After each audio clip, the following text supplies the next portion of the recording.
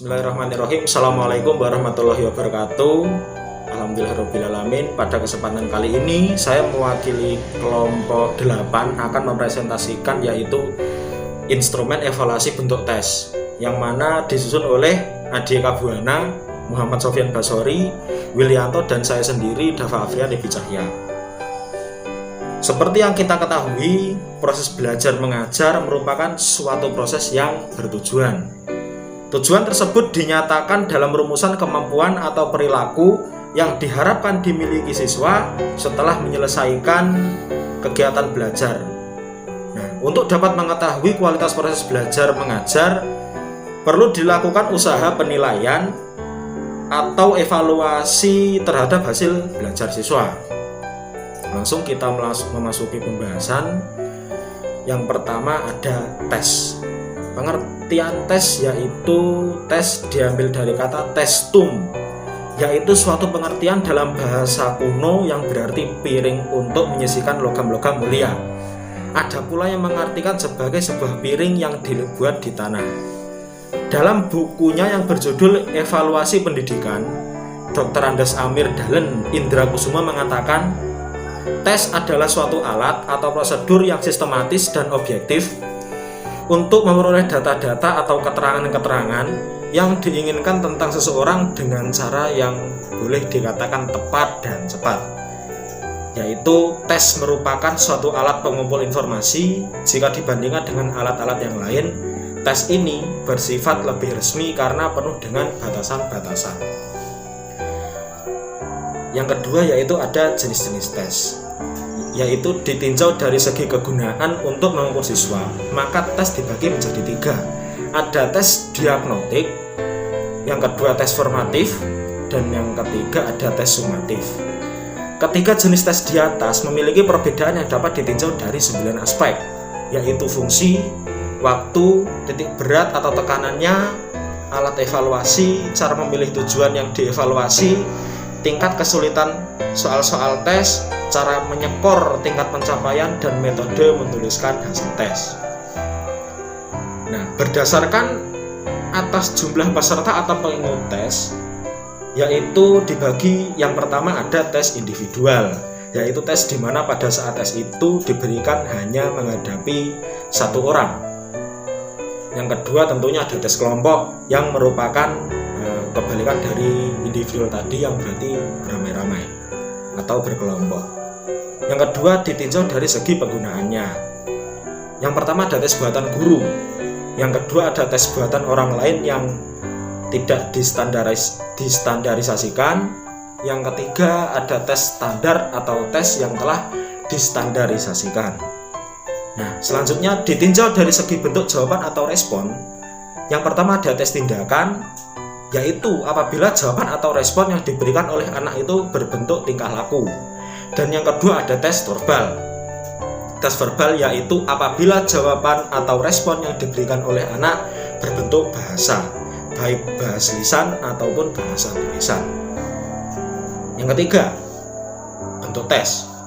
Bentuk tes yang sering dipakai dalam proses belajar mengajar pada hakikatnya dapat dikelompokkan menjadi 3 kelompok. Yang pertama ada tes lisan, tes tertulis, dan tes perbuatan atau tindakan.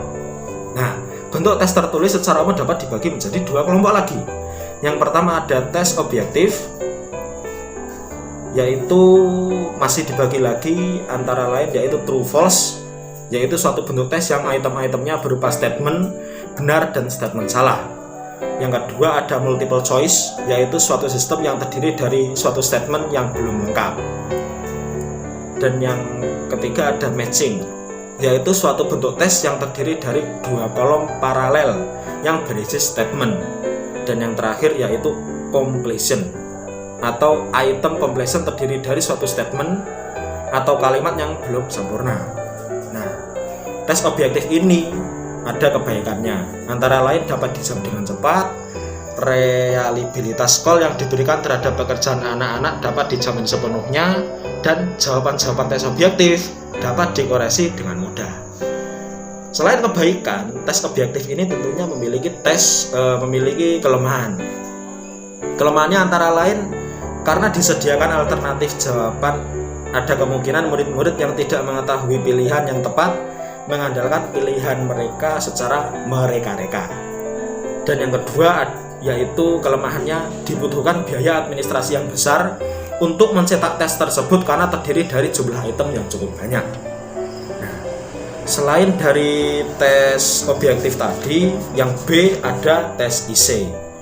Tes IC adalah tes yang berbentuk tertulis yang menghendaki jawaban yang berupa uraian-uraian yang relatif panjang.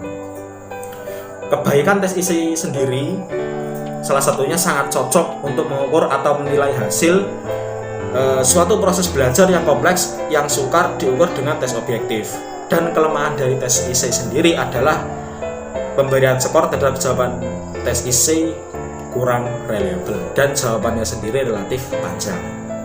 Nah, yang kedua, yang poin B adalah non-tes. Yang pertama tadi poin A adalah tes, dan yang poin B ini merupakan non-tes. Ada beberapa jenis non-tes. Yang pertama ada skala bertingkat atau rating scale. Yang kedua ada kuesioner.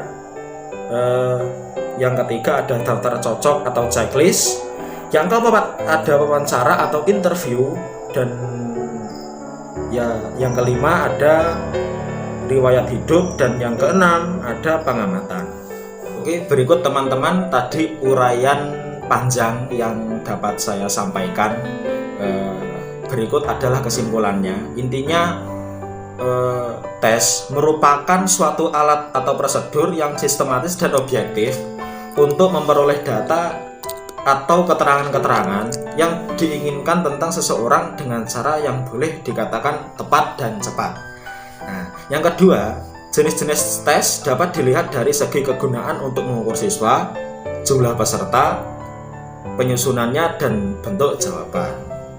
Selanjutnya lagi, bentuk tes secara umum dapat dibagi menjadi dua macam, yaitu tes objektif dan tes IC. Seperti yang telah saya jelaskan di atas tadi, yang mana tes IC dan objektif ini memiliki kelebihan dan kekurangan masing-masing. Dan yang terakhir, poin B tadi adalah selain tes, yang poin selanjutnya adalah teknik non-tes yang dibagi menjadi 6 macam, yaitu antara lain skala bertingkat atau rating scale, kuesioner atau kuesioner, daftar cocok atau checklist, wawancara atau interview, pengamatan atau observasi, dan riwayat hidup.